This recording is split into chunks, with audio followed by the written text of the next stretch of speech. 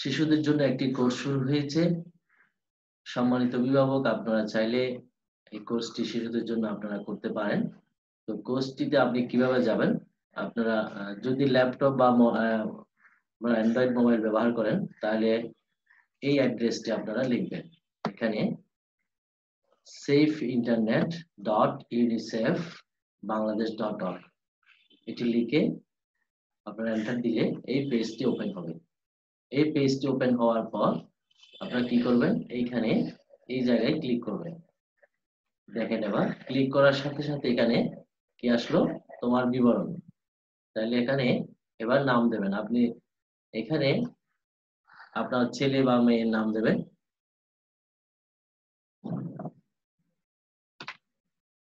এটা আপনি চাইলে বাংলা এবং ইংরেজি দুটোই করতে পারেন।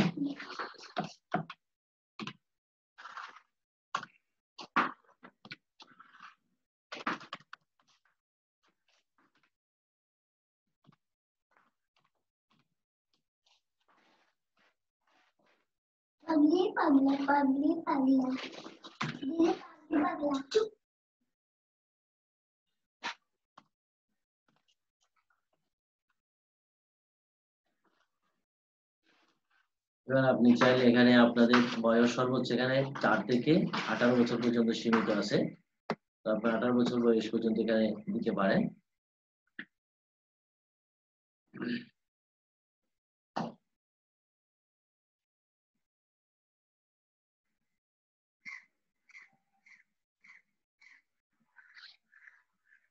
তারপর এখানে জেলা দেবেন চট্টগ্রাম।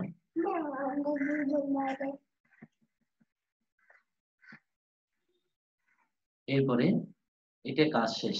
এখন আপনাদের করতে হবে কি? পরবর্তীতে দেবেন। এবার মডিউল আসলে অধ্যায় সমূহ, এখানে 5টি মডিউল দেখা যাচ্ছে। এখানে এই 5টি মডিউল ধাপে ধাপে শেষ করতে হবে। তো কিভাবে করবেন দেখেন, এখানে প্রথমে আমরা এখানে ব্যক্তিগত তথ্য পরিচয়ে ক্লিক করব। ক্লিক করার সাথে সাথে শুরু হলো। এখানে তুমি কি কখনো ফেক আইডি ব্যবহার করবে? না। কেন পাসওয়ার্ড শক্তিশালী হওয়া প্রয়োজন? যেহেতু সাইবার ক্রিমিনালরা যাতে আমাদের অ্যাকাউন্ট হ্যাক করতে না পারে সেজন্য। নিচের কোন পাসওয়ার্ডটি সবচেয়ে বেশি শক্তিশালী? এই পাসওয়ার্ডটি। কাকে তুমি তোমার পাসওয়ার্ড জানিয়ে রাখতে পারো? তোমার মা বাবা অথবা অভিভাবক। তুমি কি ইন্টারনেটে সবার সাথে তোমার ব্যক্তিগত মোবাইল নাম্বার আদান প্রদান করবে? না। তুমি কোথায় থাকো, কোথায় যাও আসা করো, তাকে ইন্টারনেটে সবাইকে জানিয়ে দেবে? না।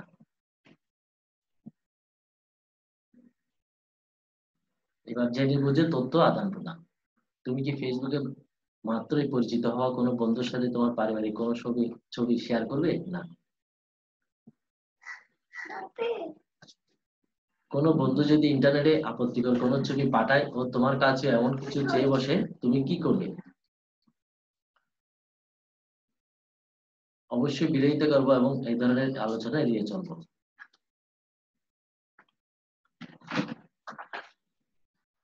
তুমি ফেসবুকে একটি খবর দেখলে যে ঢাকায় আজ ভূমিকম্প হয়েছে, কিন্তু তুমি ঢাকায় থেকেও কিছু টের পাওনি, তুমি কি করবে? টেলিভিশন বা পত্রিকার মাধ্যমে খবরটি সত্যতা যাচাই করে দেখবো। ইন্টারনেট ব্রাউজ করার সময় একটি ওয়েবসাইট সতর্কতা সংকেত দিয়ে জানালো ওয়েবসাইটটি শুধুমাত্র 18 বছর বয়সের ঊর্ধ্বে ব্যক্তিগণ ব্যবহার করতে পারবেন।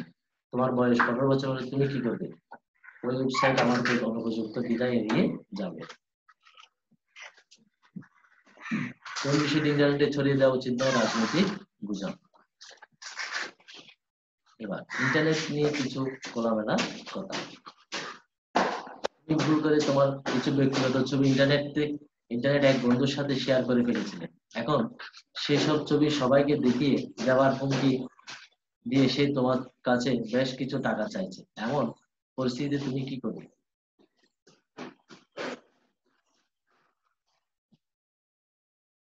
ফেসবুকে অন্য শিক্ষা প্রতিষ্ঠানের এক শিক্ষার্থীর সাথে তোমার বন্ধুত্ব হয়েছে, সে তোমার সাথে দেখা করতে চায়, তুমি কি করবে?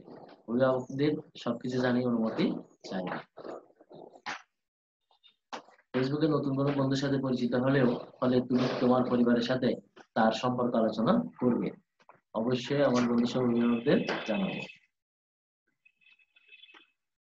সোশ্যাল মিডিয়ায় একজন তোমাকে প্রতিনিয়ত বাজে মেসেজ করে অনেকবার নিষেধ করা সত্ত্বেও তার উপদ্রব বন্ধ করা হয়নি। এমন পরিস্থিতি তুমি কি করবে? তাকে ব্লক করব এবং অভিভাবককে সমস্ত ঘটনা জানিয়ে রাখবো। অনলাইন কার্যকলাপের কিছু সাধারণ নিয়ম।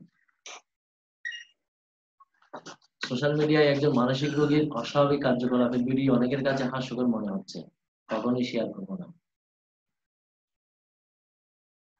সোশ্যাল মিডিয়া একজন তোমার পোস্টে তোমার মতের বিরুদ্ধে মন্তব্য করলো, তুমি কি করবে? তার মত প্রকাশের স্বাধীনতাকে সম্মান করে শালীন ভাষায় নিজের মতামত জানাবো। তুমি কি কখনো ইন্টারনেটে বাজে মন্তব্য করবে? না। হ্যাকিং হতে সাবধান। রেস্টুরেন্টে বন্ধুদের সাথে খেতে গিয়ে তুমি কি পাবলিক ওয়াইফাই ব্যবহার করে সোশ্যাল মিডিয়ার ছবি আপলোড করবে? প্রয়োজনে মোবাইল ডাটা ব্যবহার করবো, পাবলিক ওয়াইফাই ব্যবহার করবো না। তুমি কি কখনো শিক্ষা প্রতিষ্ঠানের কম্পিউটার ল্যাবে social media account log in করবে? না।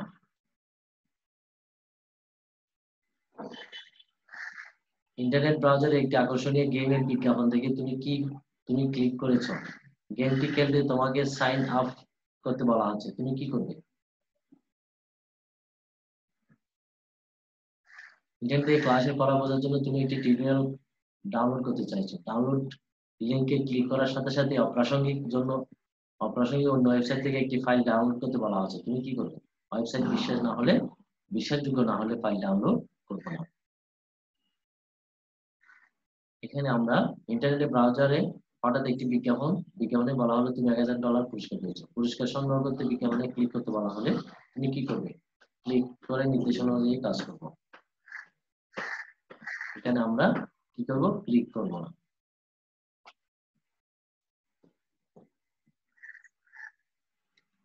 এখানে আমরা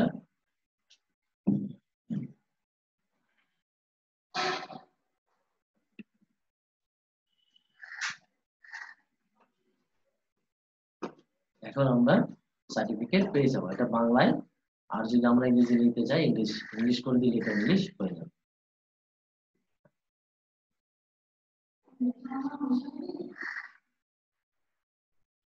তাহলে দুইটা সার্টিফিকেট এভাবে নেওয়া যাবে।